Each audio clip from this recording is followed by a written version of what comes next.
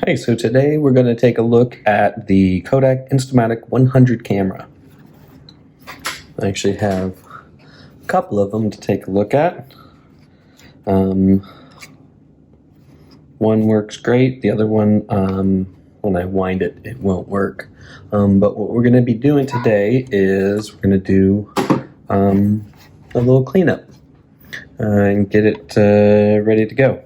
A couple things about the Kodak Instamatic 100. It was released in the United States, the UK, and Australia in March of 1963. It hung around until June of 1966. It uses the 126 film. Has this little logo here. This is an example of some Kodak Gold 200. This actually expired in 1992. Picked that up so I could use in my cameras. The cartridge looks like this. Normally you'll see the number of what exposure you have here. This one actually has 12 exposures, and it just drops in. It's ready to go. Then you wind the film,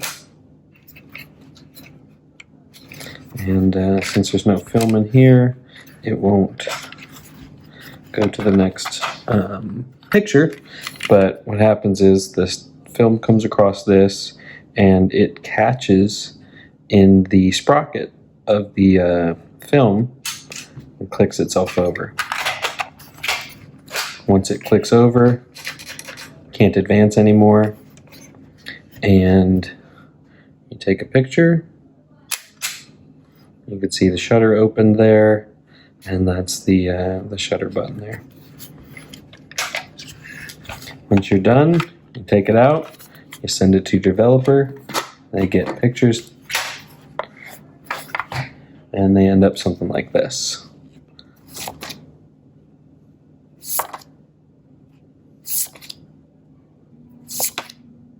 So these are my pictures I took with one of my 126 Instamatic cameras. I got them developed.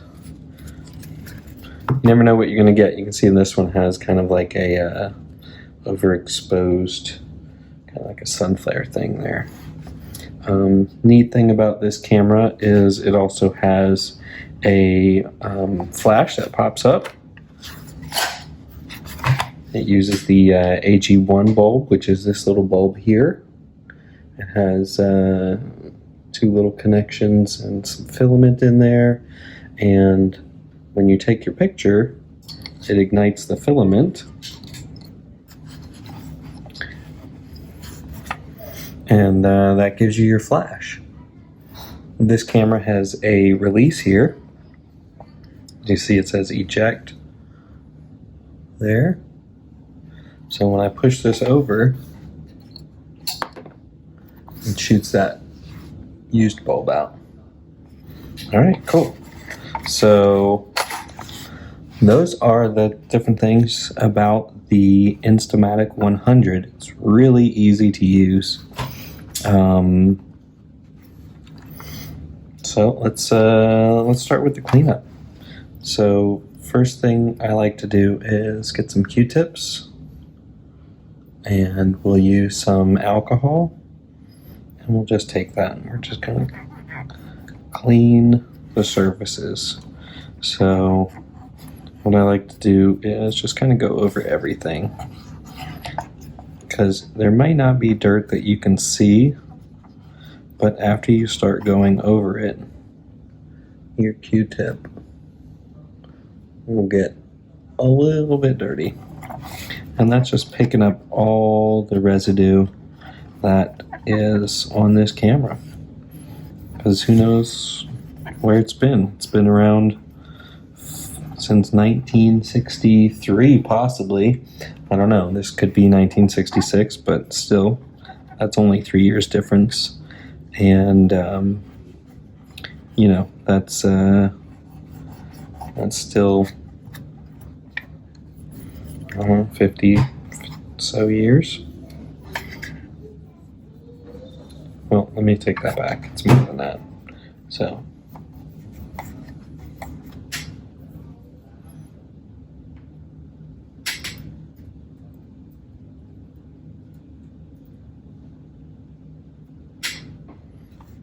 $57 years.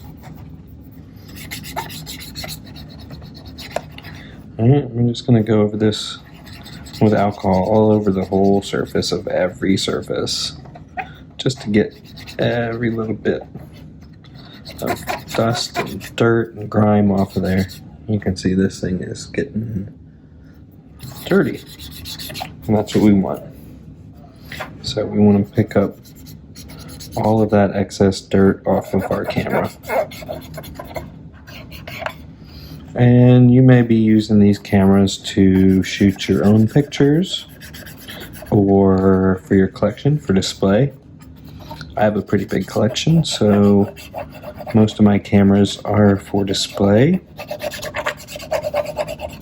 I do take the occasional pictures with them.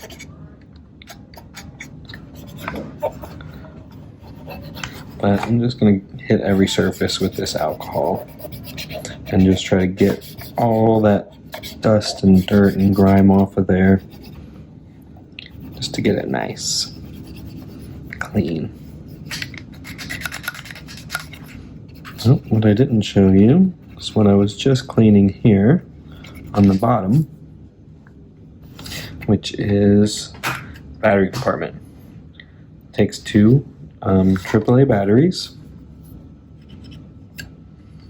Sometimes you'll get these and someone will leave the batteries in and they are very corroded. I got lucky with this one, had no batteries inside. But some of them have some really old batteries. And some of these Instamatics use a mercury battery that they don't make anymore.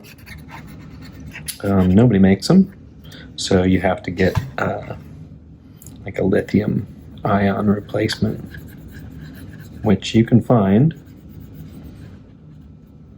but they're expensive. This one though uses just regular old AAA batteries. I'm going to give it a good wipe down with a paper towel here. Alcohol back up there. You can see this thing became pretty dirty. That's alright. Alright, so this is looking pretty good right now. What I'm going to do is I'm going to hit all this black plastic with an automotive product. But what it does is it renews plastics. So you'd use it on your car bumpers. We are going to use it on all the black plastic that we have on this camera. You can already see that shine really coming out. And this is going to clean it up so that when we put it on display, or even if we go to sell it, that it's really going to stand out. And I'll use it on all these grip little fake leather parts that they have on here. I'm just going to work it in. Make sure that it's nice and good in there. Then what I'm going to do is I'm going to take my paper towel and wipe that off.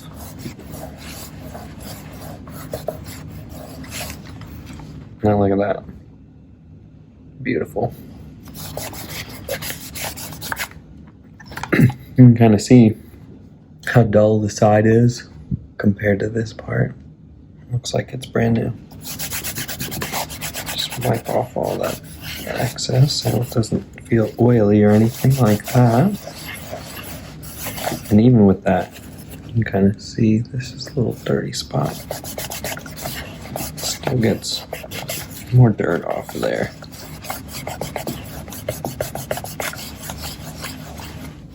All right, that's looking good. There's nothing on the front.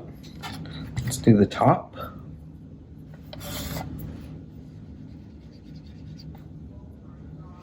And I'm gonna just apply this to the whole, all these black surfaces, kind of really get them to pop. And you don't have to worry about getting it on anything else here because you just wipe it off and it's not going to affect that other stuff. Maybe we're going to put it on the top here on this plastic part because sometimes this, in these little grooves, it has little grooves in there. You can kind of see them. Those will get dirt and grime in them. You can even see this is getting some of that grime out of there too while I'm applying this. So work this all in, get these edges. And I'm just going to get this in a little bit more. And then I'll take my paper towel again, wipe this off. Get that real nice and shiny.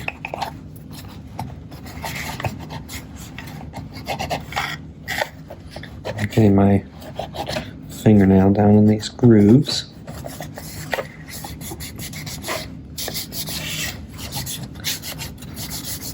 Now for the top, what I'll do where these little grooves are is I'll take another clean Q-tip and just rub those really good. Get that nice and clean.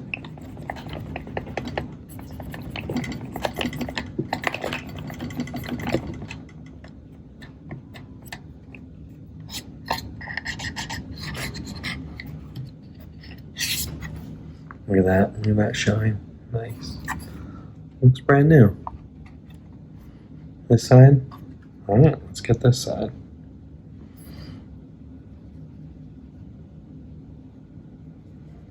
This has the hinges for the door on this side. And a little screw there. If you wanted to take your camera apart, you could do that. I don't recommend it.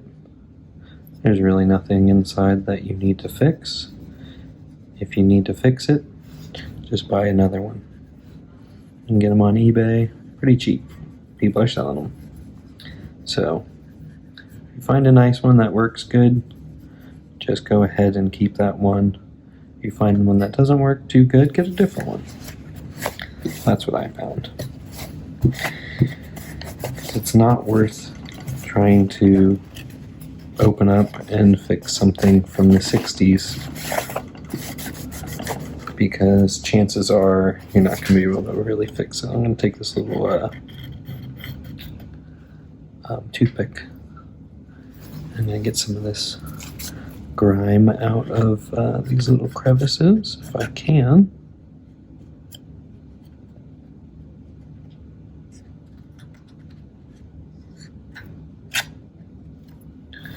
And look at that.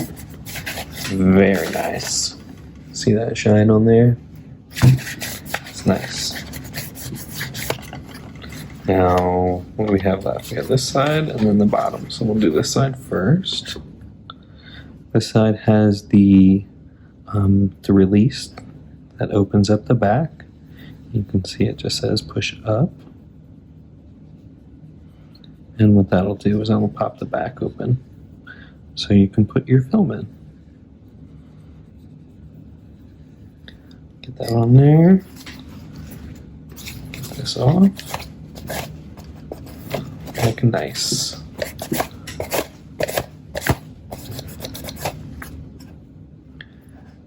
Here's my little toothpick in the screw hole.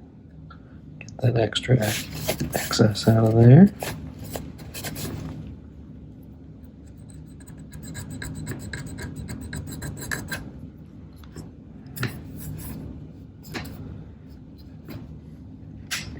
That's all shiny. Now let's get this. It looks kind of dull right now.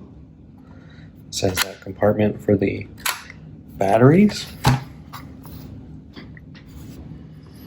We're going to take our magic polish here and put it on there. It's not really polish, it's just like a cream. That's what it kind of looks like when it comes out of the container. Just wipe this in here. Make sure we have all the parts. Do a little bit on this battery door.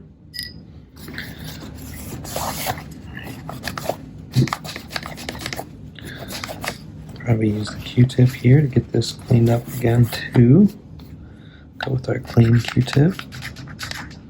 Get all those crevices. Use our little toothpick. Get that excess out of there.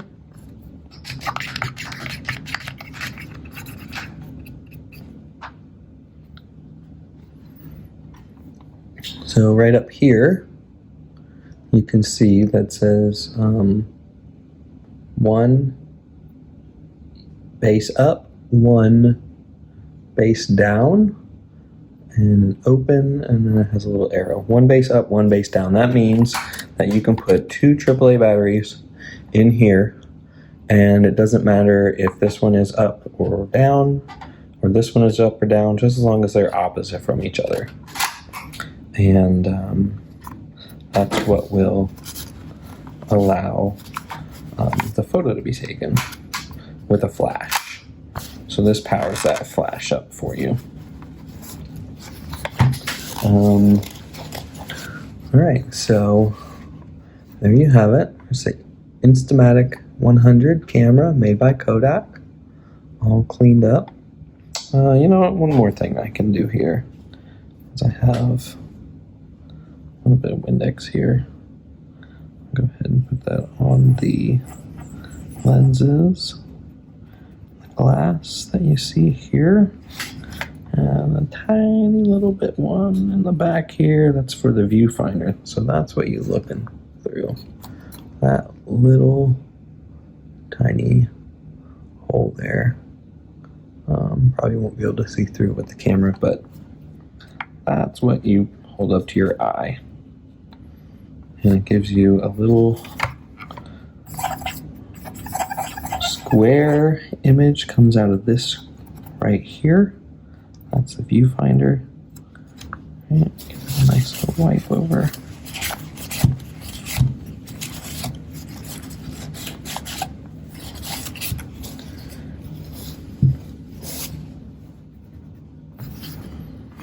You know what? Let's put a little bit of this on this little black square here, little black rectangle. Get that nice and shiny. This is metal, so it won't really do anything if I put it there.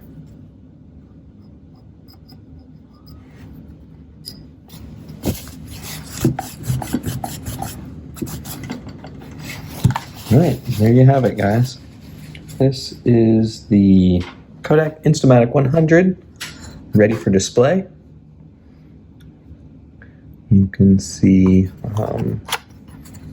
you can display it with the flash bulb in it. It's kind of cool.